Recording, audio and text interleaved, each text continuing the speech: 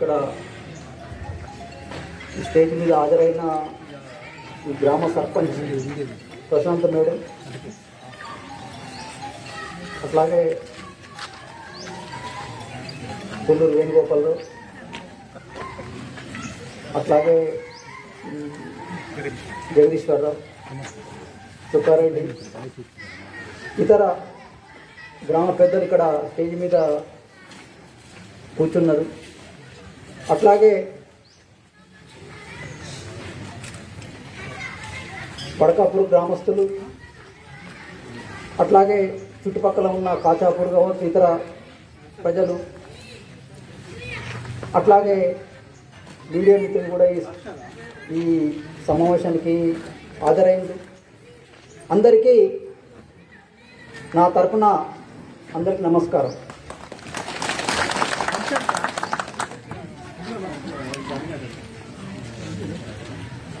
నేను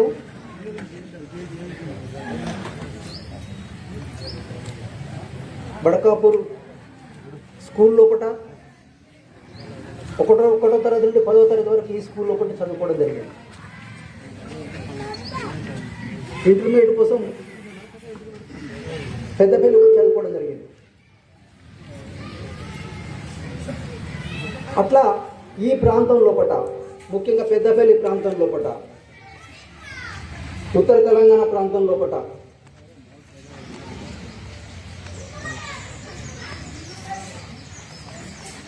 నక్సలైట్ల పార్టీ అంటే అప్పుడు సిపిఎంఎల్ కొండపల్లి సిద్ధరామయ్య వర్గం అనేది ఈ ప్రాంతంలో కూడా పనిచేసింది.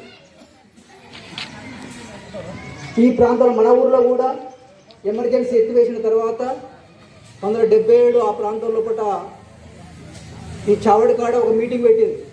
మల్లోజుల కోటేశ్వరరావు వచ్చి ఒక ఓపెన్ మీటింగ్ పెట్టింది. అప్పుడు మొదటిసారి నక్సలైట్లు చూడడం అనేది.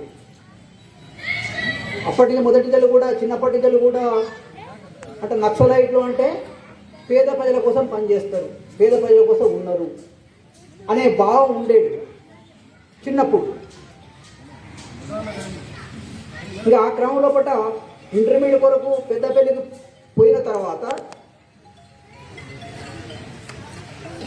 అక్కడ రాడికల్ విద్యార్థి సంఘం అనే సంఘం పనిచేయడంతో అక్కడ ఆ సంఘంలో, విద్యార్థి సంఘంలో కూడా పనిచేసి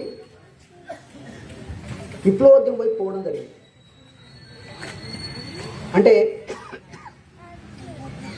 అంటే ఈ ప్రాంతం లోపల చూసినప్పుడు 78వ ప్రాంతం లోపలనే మన పక్కపట్టున్న కాచాపూర్ సంబంధించిన కందులచ్చిరెడ్డి ఒక యాక్సిడెంట్ లోపల చనిపోయాడు. ఇది సిరిసిల్ల ప్రాంతం లోపల కందులచ్చిరెడ్డి, వాళ్ళ తమ్ముడే చుక్కారెడ్డి. అట్లా అప్పటి నుంచి కూడా అట్లా నక్సలైట్లు అట్లా పెద్దపల్లి ప్రాంతం లోపల ముఖ్యంగా చెప్పుకుంటే మల్లోజుల కోటేశ్వరరావు, బయ్యప్ దేవేందర్ రెడ్డి ముఖ్యంగా పనిచేసింది ఇక్కడ ఈ ప్రాంతం లోపల. దగ్గు రాయలింగు ఇలాంటి వాళ్ళు పెద్దపల్లి ప్రాంతం లోపలనే పీడిత ప్రజల కోసం పనిచేయాలనే ఉద్దేశంతో నక్సలైట్ రాజకీయాలతోటి పనిచేస్తూ యువతరాన్ని పీడిత ప్రజల కోసం పనిచేయాలనే లక్ష్యంతో వాళ్ళు గ్రామీణ ప్రాంతాల లోపల అప్పుడున్న భూస్వామ్య విధానానికి వ్యతిరేకంగా, పెత్తందారుల విధానానికి వ్యతిరేకంగా పీడిత ప్రజల కోసం పనిచేయాలనే లక్ష్యంతో సిపిఎంఎల్ కొండపల్లి సిద్ధరామయ్య వర్గం పనిచేసింది. ఆ క్రమంలో కూడా సిపిఎంఎల్ పీపుల్స్ వార్ అయింది. పీపుల్స్ వారే మావోయిస్ట్ పార్టీ అయింది. 2004లో కూడా సిపిఐ మావోయిస్ట్ పార్టీ అయింది. అట్లా ఈ గ్రామం నుంచి వెళ్ళే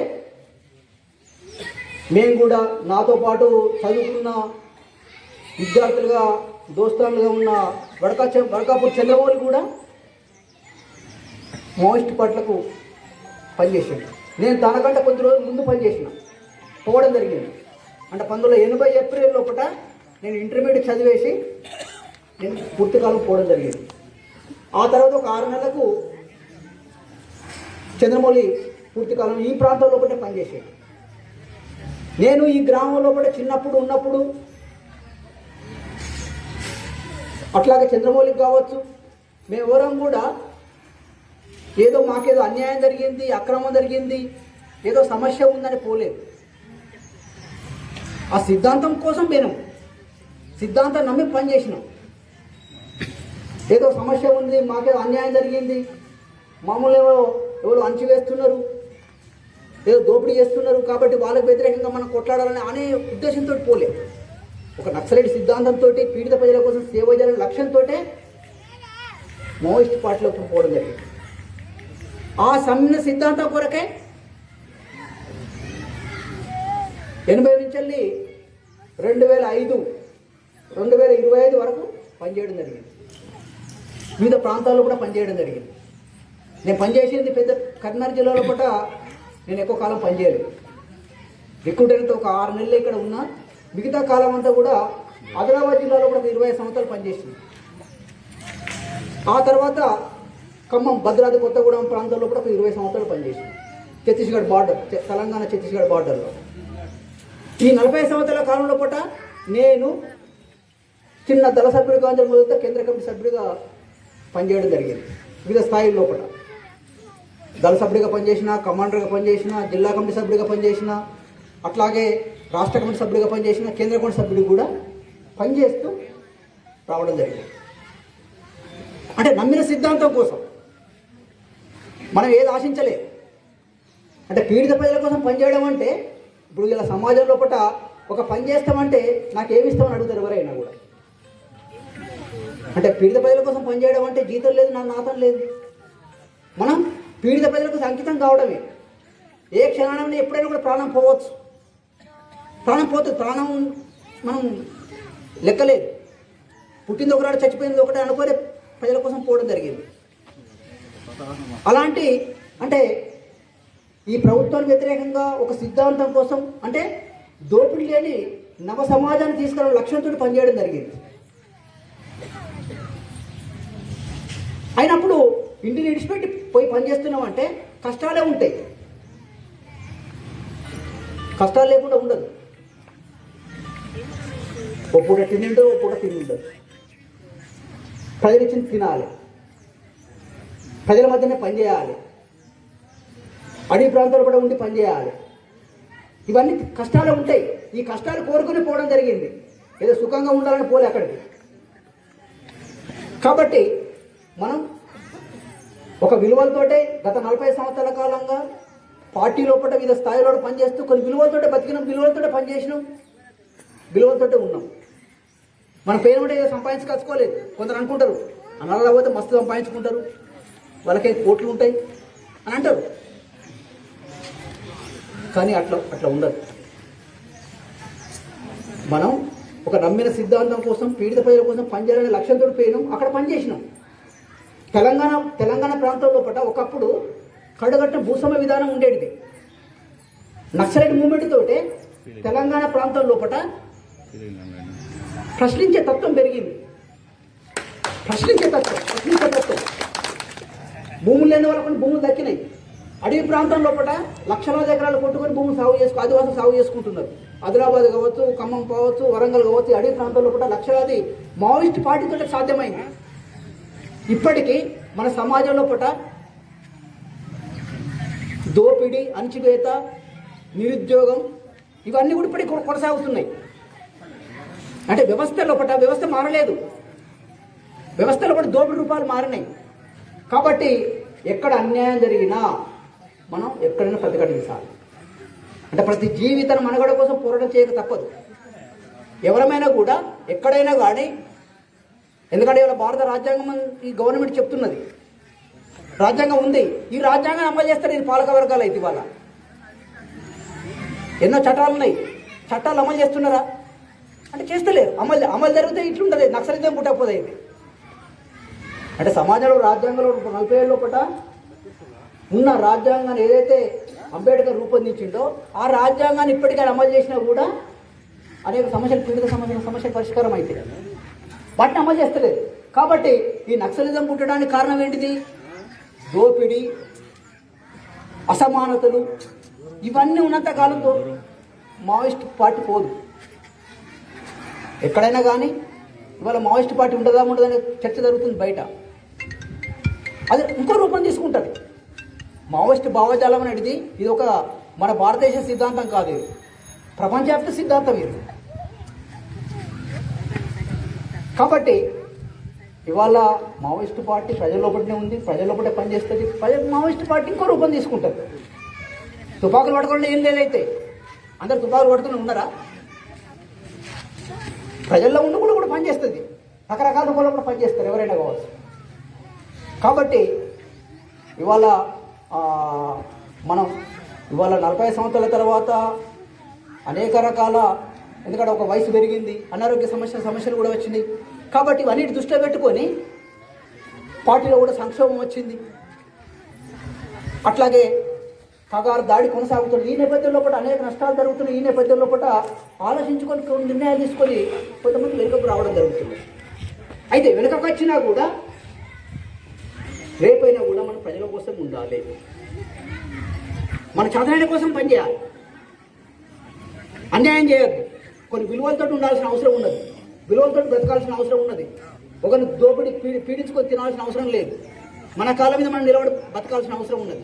నలుగురు సహాయం చేయాలి.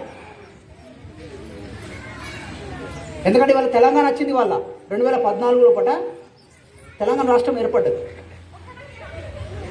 మన రాష్ట్రం అంటే ఒకప్పుడు ఉమ్మడి ఆంధ్రప్రదేశ్ ఉండే, కానీ ఉమ్మడి ఆంధ్రప్రదేశ్ తర్వాత ఇప్పుడు తెలంగాణ 2014 ఏర్పడ్డది. అప్పుడు ఏంటిది, నీళ్లు నిధులు నియామకాలని ఉద్యమం నడిచింది. అనేక వర్గాల ప్రజలు కొట్లాడడం ద్వారా తెలంగాణ వచ్చింది. అనేక మంది, దాదాపు 1200 మంది బలిదానం చేసుకోవడం ద్వారా తెలంగాణ వచ్చింది. పోరాటం లేకుండా రాలేదు, ఎవరో ఒకరు కొట్లాడితేనే కాదు, అన్ని వర్గాల ప్రజలు, సబండ వర్గాలు తెలంగాణ వ్యాప్తంగా అట్లా ఒత్తిడి చేయడంతో పార్లమెంటు లోపల చట్టం చేయాల్సిన, తీర్మానం చేయాల్సిన పరిస్థితి ఏర్పడ్డది. అలాంటి ఆత్మ బలిదానం చేయకపోతే, పోరాటం చేయకపోతే తెలంగాణ రాకపోయేది. కాబట్టి అన్ని వర్గాల ప్రజలు కొట్లాడడం ద్వారానే తెలంగాణ వచ్చేది. కాబట్టి ఇప్పటికైనా కూడా మనం, మీరందరూ కూడా, మన గ్రామస్తులైనా కావచ్చు, ఇతర గ్రామస్తులైనా కావచ్చు, తెలంగాణలో ఎక్కడైనా కూడా మనం మన సమస్యల కోసం మన గ్రామస్తులందరూ ఐక్యంగా ఉండాలి, సంఘటితంగా ఉండాలి. పార్టీలు వేరు, ఎన్నో పార్టీలు ఉంటాయి, కానీ గ్రామం అభివృద్ధి కావాలనుకున్నప్పుడు, ఆ ప్రాంతం అభివృద్ధి కావాలనుకున్నప్పుడు అందరు ఐక్యంగా కొట్లాడడం ద్వారానే ఏదైనా సాధిస్తుంది. నాది కాంగ్రెస్ పార్టీ, ఉన్నది బీజేపీ పార్టీ, బీఆర్ఎస్ పార్టీ అంటే అట్లా సమస్యలు పరిష్కారం కావు. మనం మన గ్రామం అభివృద్ధి కావాలనుకున్నప్పుడు గ్రామంలో ఉన్న వాళ్ళందరూ ఐక్యంగా ఉండాలి. రాజకీయాల కోసం కాదు కదా. కాబట్టి అన్యాయం ఎక్కడ జరిగినా మనం కొట్లాడాల్సిన అవసరం ఉన్నది. కాబట్టి ఇవాళ నేను ఈ గ్రామానికి 40 సంవత్సరాల తర్వాత రావడం అనుకున్నప్పుడు నాకు కూడా సంతోషం ఉన్నది, మిమ్మల్ని అందరూ కలుసుకోవడం కూడా సంతోషం ఉన్నది. ఇంతకాలం తర్వాత మిమ్మల్ని అందరూ ఇట్లా కలుసుకుంటే ఎప్పుడు అనుకోలేదు, ఏక్షణం ఎప్పుడు చచ్చిపోదాం అనుకున్నాం. ఇంతకాలం అయితే అనేక సార్లు పాటలో పనిచేస్తున్న క్రమంలో అనేక ఎన్కౌంటర్స్ జరిగినాయి, తుట్లో కూడా ఎన్నో తప్పించుకున్నాం, ఆయన చనిపోలేదు. ఎందుకు? ప్రజల మద్దతు ఉంది కాబట్టి ఇంతకాలం బతికినాం. మావోయిస్ట్ పార్టీకి ప్రజల మద్దతు ఉన్నది కాబట్టి, ప్రజల లోపల పనిచేసింది కాబట్టి, నాకంటే ముందు కావచ్చు, నా తర్వాత రేణుకచ్చిన కూడా ఎంతమంది అమరులు అయింది. చంద్రమౌళి కూడా అమరుడు అయిండు, మల్లజల కోటేశ్వర కూడా అమరుడు అయిండు, బయ్యప్ దేవేంద్ర రెడ్డి అమరుడు అయిండు, దగ్గు రాయలింగ అమరుడు అయిండు. మొన్నటి సత్యనారాయణ రెడ్డి కూడా పెద్దపల్లి ఐటీ చదువుకుని కూడా మొన్న రాయపూర్లో పట్టుకొని తీసుకొచ్చి చంపేసిన, ఆయన కూడా ఇక్కడ పెద్దపల్లి చదువుకున్నాడు, ఐటీ చదువుకున్నాడు. వీళ్ళందరూ కూడా నా మిత్రులే. కాబట్టి మీరందరూ కూడా ఈ సందర్భంగా, మన గ్రామానికి వచ్చిన సందర్భంగా మీరందరూ రావడం, కలవడం చాలా సంతోషంగా ఉంది. నేను కూడా గ్రామానికి రావడం పోవడం చేస్తాం, మీ అందరితో కూడా కలిసి ఉంటాం. మనం ఏ సమస్యల మీద కూడా ప్రజల సమస్యల కోసం కొట్లాడడానికి మనందరూ సిద్ధంగా ఉండాల్సిన అవసరం ఉన్నది. ఎందుకంటే నేను 40 సంవత్సరాలు పనిచేసినంటే కమ్యూనిస్ట్ రాజకీయాలు పోవు, ఎర్రజెండా కదా, ఇది విడిచిపెట్టుకుంటే పోతుందా? మన మనసులో ఉన్నది పోతుందా? చచ్చినా పోదు. నేను చెప్తున్నా, మనం ఒక సిద్ధాంతం కోసం, ఒక ఆశయం కోసం పనిచేసినాం కాబట్టి దానికోసం మన శక్తి మేరకు ఆ ప్రజల పక్షాన ఉండాల్సిన అవసరం ఉంది. మన ఆరోగ్యం ఎంత సహకరిస్తే అంత పని చేద్దాం, ఉందాం, ప్రజల మధ్య ఉందాం, చట్ట ప్రకారం పనిచేద్దాం, చట్టం లోపలే పనిచేద్దాం. కానీ కొందరు అరే ఈయన ఉద్యోగ పార్టీలో చేరుతాడా, కాంగ్రెస్లో చేరుతాడా, బీజేపీలో చేరుతాడా, బీఆర్ఎస్లో చేరుతాడా అనేది కూడా ప్రశ్నలు అడుగుతున్నారు, విలేకరులు అడుగుతున్నారు, వీళ్ళందరూ అడుగుతున్నారు. అయితే నేను ఇంతకుముందు బయటకు వచ్చిన తర్వాత కూడా విలేకరులు అడిగాను. నేను అప్పుడే చెప్పిన, నాది కమ్యూనిస్టు రాజకీయమే, ఏ ఉద్యోగ పార్టీలో చేరే ప్రసక్తి లేదు, అలాంటి ఆసక్తి కూడా లేదు నాకు. ఇప్పుడు నాకు 60 సంవత్సరాలు వచ్చినాయి. అయితే ఈ టైంలో కూడా ఇంకో పార్టీలో పోవాల్సిన అవసరం నాకే ఉన్నది, నా రాజకీయం నాకే ఉన్నది. అయితే కదా, నమ్మిన సిద్ధాంతం కోసం మన శక్తి మేరకు ఏ మేరకు మనకు సహకరిస్తే, ఆరోగ్యం సహకరిస్తే ఆ మేరకు మనం పనిచేస్తాం. కాబట్టి ఈ విషయాలు మీరు దృష్టిలో పెట్టుకొని అందరికి కూడా నమస్కారం చెప్తూ, మీరు కూడా అందరికి కూడా మీరు వచ్చినందుకు ధన్యవాదాలు. మీ అందరికీ కూడా నమస్కారం.